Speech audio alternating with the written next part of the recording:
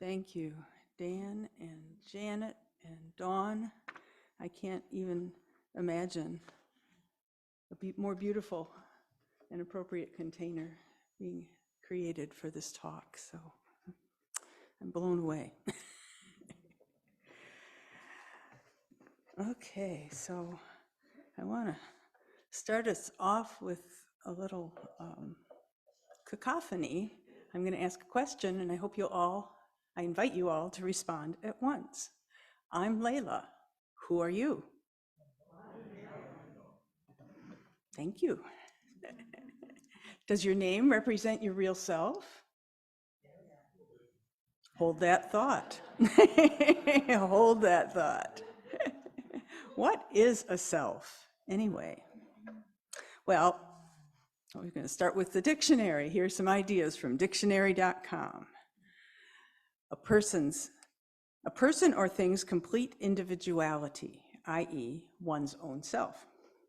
A person's nature, character, etc., one's better self. The ego, that which knows, remembers, desires, suffers, etc.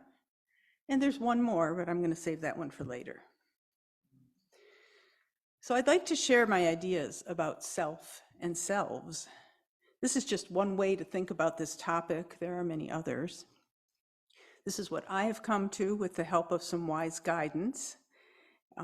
I think that there are 3 levels of self. There's the divine self, the soul, the higher self, the one we connect to in meditation, the one that's calm, loving, far-seeing, and wise. If you're a student or a seeker of spiritual truths, you will probably have found many ways to define and connect with this undeniable part of who we are. Is that the real self? Hold that thought. Second is the outward-facing human self. This is what we most often show the world. It's actually made up of many selves. More on that in a minute. Finally, there are the inner selves. Some of these are known to us, while others may be deeply hidden, although they can come out in unexpected ways. Did you ever wonder why something came out of your mouth? I have. Did you ever wonder why you get a sudden rush of feeling, either positive or negative, that just doesn't make sense to you, but there it is. I have. And then I'll just add, there's a 4th one we could talk about, which is the idea of no self. To me, that's the other side of the coin to these 3 levels of self or selves. But that's a whole topic for another talk, so we'll have to put that aside for today. It's interesting that when we're asked who we are, we most often answer with our name. Most of us strongly identify with it. It feels weird if somebody calls us by the wrong name. Our name may seem like a surface thing or just a shortcut to who we really are, but it's actually got many levels and layers. For instance, right now, I'm 72-year-old Layla, but as we just heard in this so beautiful song, there's also a 71-year-old Layla, a 70-year-old Layla, and a 15-year-old Layla, all the way back. Well, maybe, not quite all the way back in my case. It gets even more interesting. At some point going backwards in my late 30s or early 40s, I can't actually remember, there isn't a Layla. That name came from spirit. I went to bed one night asking to be given a spiritual name, and when I awoke in the morning, Layla Ananda was the name in my mind. There's more to that story, of course, but that's for another time too. But I think for most of us, our name is a link between those inner, outer, and divine selves. How about if I ask you to say, I am a blank? Here we get to our outward-facing human selves. And there are so many selves here. We can divide this level into several categories. I've picked 3: personhood, beliefs, and qualities. For personhood, think about your age, health, upbringing, nationality, ethnicity, sibling order, generational history, education level, career, avocations, on and on and on. Here are a few of mine in no particular order. I'm a singer, a website manager, a Zoom host, an educator, a workshop presenter, a minister, a spouse, a mother, a daughter, a white person, an American, a middle-class person, an Ashkenazi Jew, an interfaith person, Russian and German, a spiritual seeker, a meditator, a mediator, a writer, an artist, a manager, a facilitator, a person who is hard of hearing, and a person with post-traumatic stress disorder. So take a minute, and I'm going to give you just a little bit of silence to think about what are your outward-facing selves, and which ones are most important to you.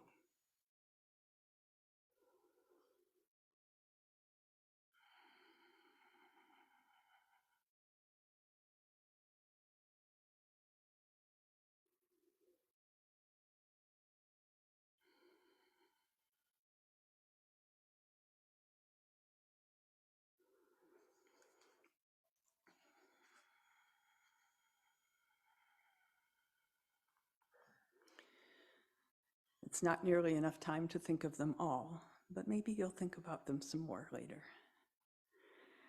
Another way to think of ourselves is by looking at our beliefs, although as the song Janet shared with us told us, they are maybe not the most important thing. But most of us hold them dear. And considering the events of the last week, I might start by asking, are you a Democrat, a Republican, an independent? Moving on, are you a believer in God, an atheist, an agnostic? We have identities that hold beliefs about life and death, religion or spiritual path, our purpose in life, what's going right or wrong in the world, etc., etc., etc. So let's take just another, I'm doing 3 deep breaths while you think, what beliefs do you hold and what's most precious to you?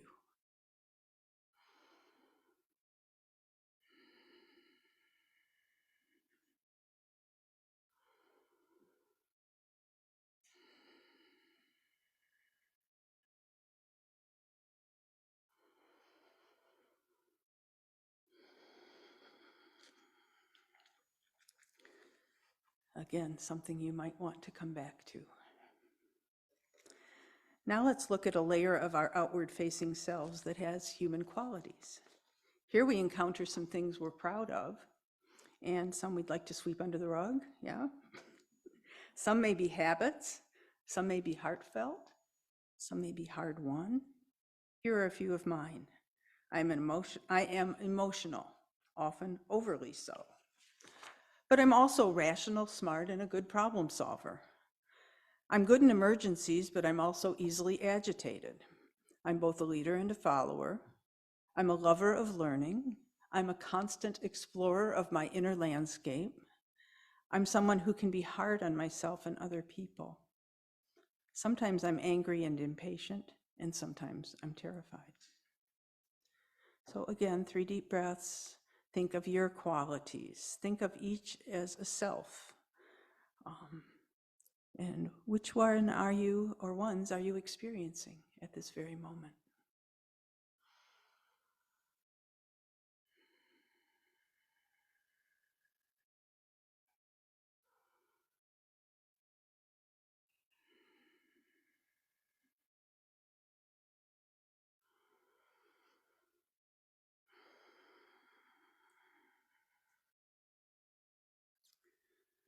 So here's a little story from a few days ago to take us into the realm of inner selves. I'm on hold with an internet service provider trying to deal with a website problem. I'm frustrated and angry. I need to be working on my interfaith talk for Sunday. I recognize a self that looks and sounds like a young child who's feeling very upset that things are not going her way. She feels so tight and constricted. She wants to scream, wants someone to let her out of website hell. She wants to be in control. She wants to blame other people. She also tells me it's my fault. Underneath all of this, she's really terrified. She's always on guard, scared that something will go terribly wrong. Sometimes she makes it hard for me to breathe or move. Over the last several years, I've taken a series of classes about exploring my inner selves. They use a technique called voice dialogue, which allows the inner selves to come to the forefront and speak their thoughts and feelings. It was developed in the 1970s by Hal and Sidra Stone. They believed we have many selves, primary ones that we know about, and disowned selves that we'd rather not admit to or think about, or maybe don't even know exist. So using this voice dialogue technique, you can sit with someone you trust and ask a part of you to come forward and speak. For me, what has come through has been amazing, often far different than what my conscious mind could come up with. So I want to share a little short description from actually Sidra Stone from this book. They have several books called Partnering. This one's called Partnering. And what she says is, I, Sidra, will never forget the day that Hal asked if he could speak with the little girl in me. At that time, the very last thing I could have imagined was that I had a little girl in me. I could have, if by any chance I did have one, it was even more unlikely that she would be sensitive or vulnerable. I smile now as I remember how much I prided myself on being a strong, reasonable, mature woman who did not let her feelings run her life, mess up her relationships, or stand in the way of accomplishing her goals. In those days, I would have been horrified if anyone told me I was sensitive. I equated sensitivity with irrationality and weakness. After all, I was from New York. But I did trust Hal, and this psycho-spiritual exploration had been fascinating thus far. So I sat on the floor by a coffee table and I rested my head on it and I tried to let myself become a little girl. It worked. Much to my surprise, I could feel myself change. I could feel the world change. I felt very small, the room became large, and my perceptions became extremely acute. I was suddenly filled with feelings and memories, and I did not want to and could not talk. I felt like a little girl who had been safely hiding in a cave for her entire life. I did not want Hal to talk very much. I just wanted him to be there with me. He stayed with me, making occasional comments as I sat there, mostly silent, with pictures flashing through my mind. I felt as I had when I was a very, very little girl. It was astonishing. When I returned to my chair, I felt like my old sensible self again, but with a difference. I knew this little girl was real, and there was no more questioning that fact. I knew there was a lot more to me than the reasonable, mature woman I thought I was.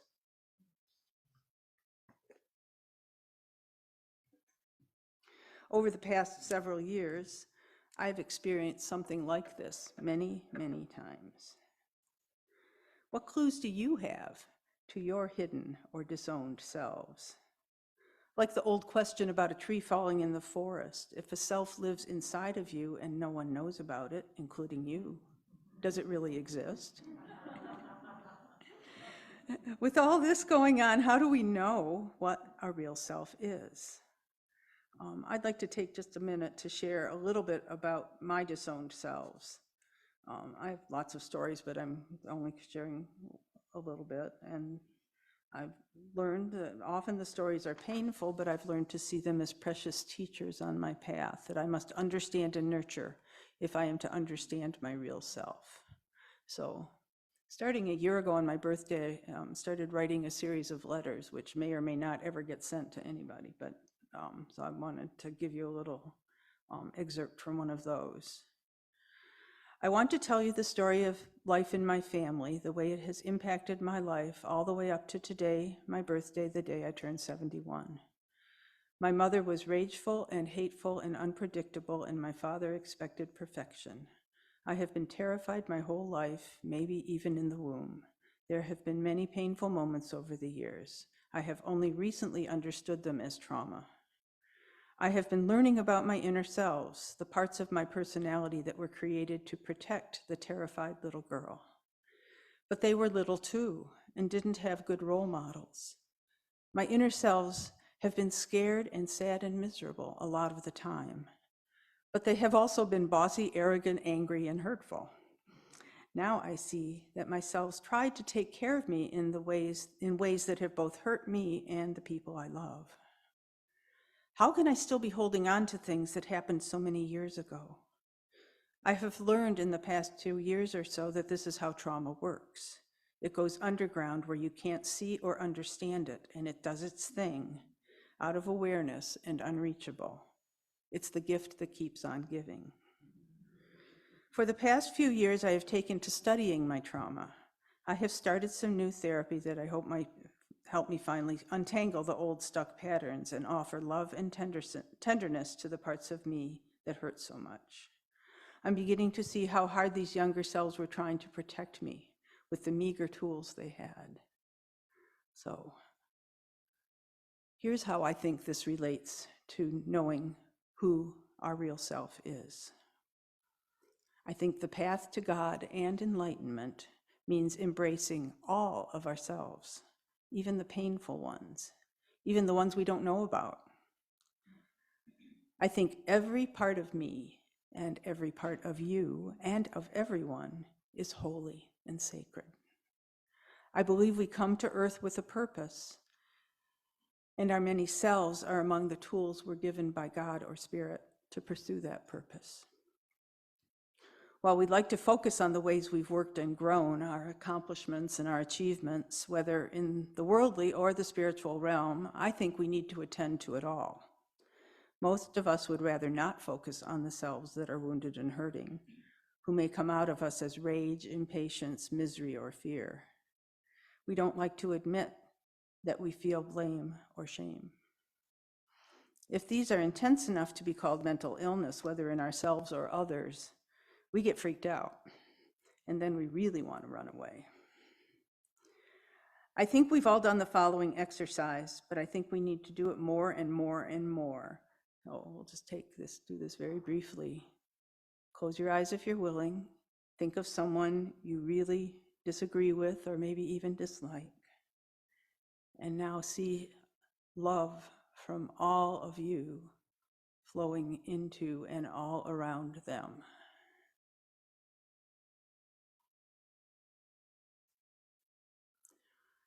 And if you can manage it, thank them for being a teacher in your life.